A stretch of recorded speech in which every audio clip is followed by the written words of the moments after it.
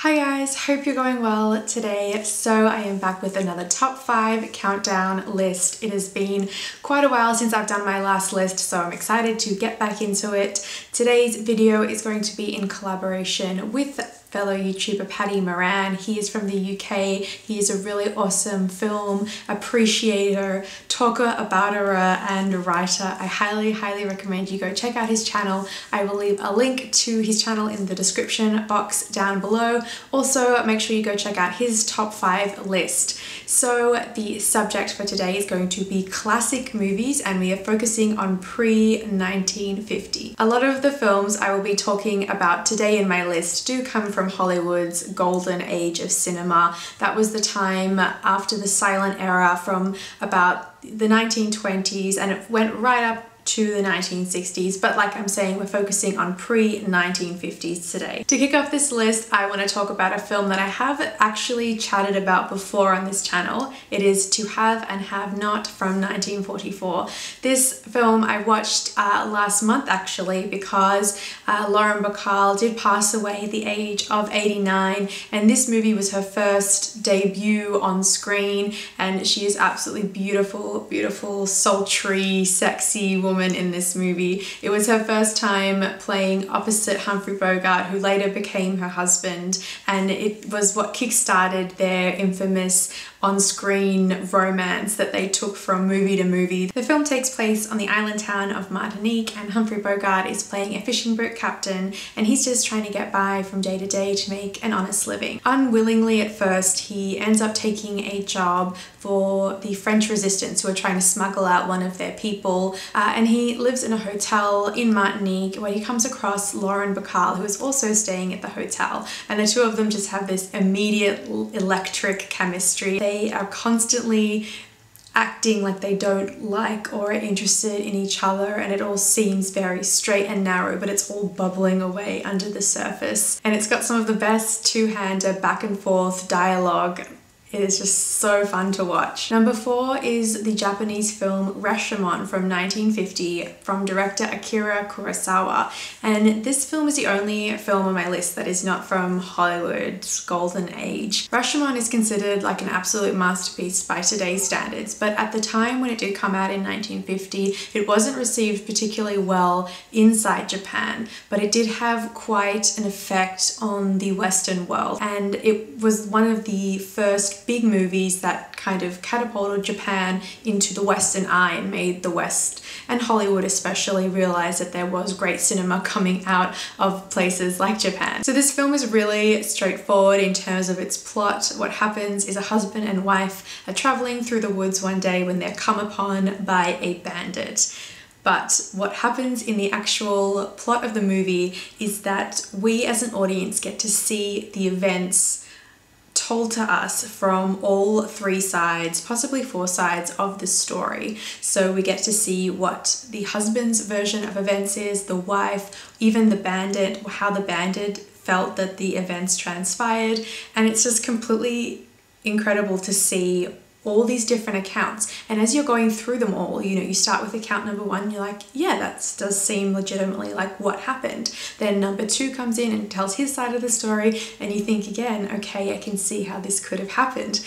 And it's just really clever and very well done. Even though there are very few characters shown to us, you know, that we get to see throughout the plot, it does reflect a lot on the society at the time, and can be, yeah, attested to what Japan was like possibly in those times. So yeah, some really interesting stuff going on in that movie. Number 3, I had to throw in something from my childhood, a childhood classic from 1939, MGM's The Wizard of Oz. Such a classic, absolute classic movie, and I did see this movie at quite a young age, and I remember when I did first see it, I hated all the parts that were in black and white.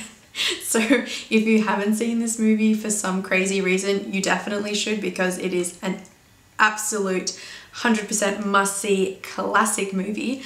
The beginnings of the movie are in black and white, and then Dorothy, she gets transported to I was about to say Wonderland. No, that's Alice in Wonderland. She gets transported to Oz in Munchkinland, and all the scenes that take place thereafter in the land of Oz are all in wonderful Technicolor. And yeah, I remember seeing it as a kid and not getting or understanding why things were in black and white and then why they were in color, and thinking that it was some kind of mistake on the movie's part, and loving the stuff that was in color. Not gonna go into the movie too much. Dorothy, Toto, Scarecrow, Tin Man, Lion. Just see this movie. Number 2 is Casablanca, another romantic war drama film.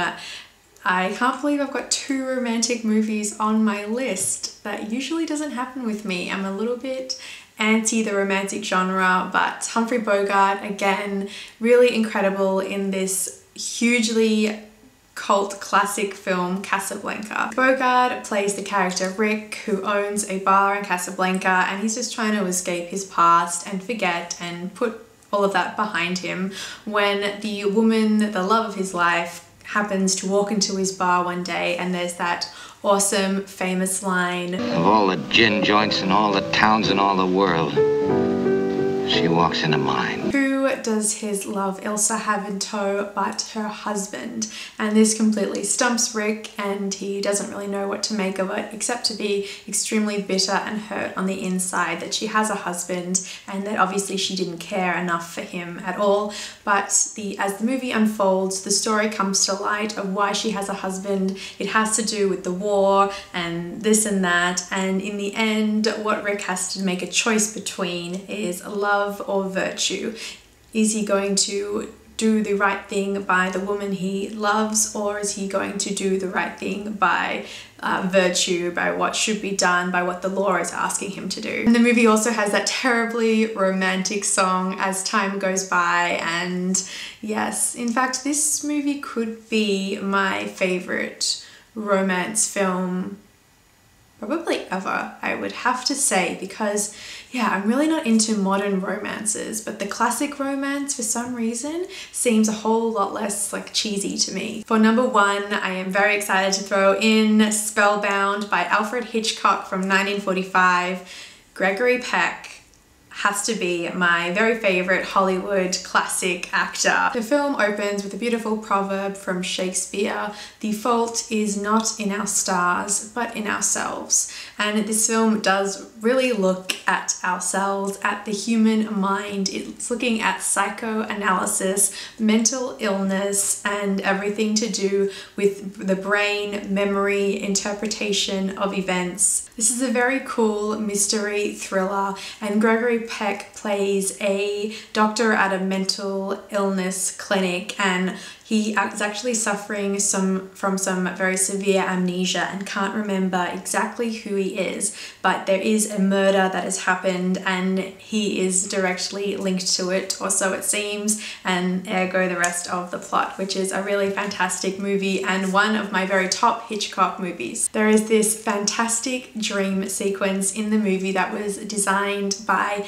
the surrealist artist Salvador Dali, and it has all these really rich and crazy symbols that are a psychoanalysis interpreter's dream. Things like a man with no face, card playing, eyes, falling off a building.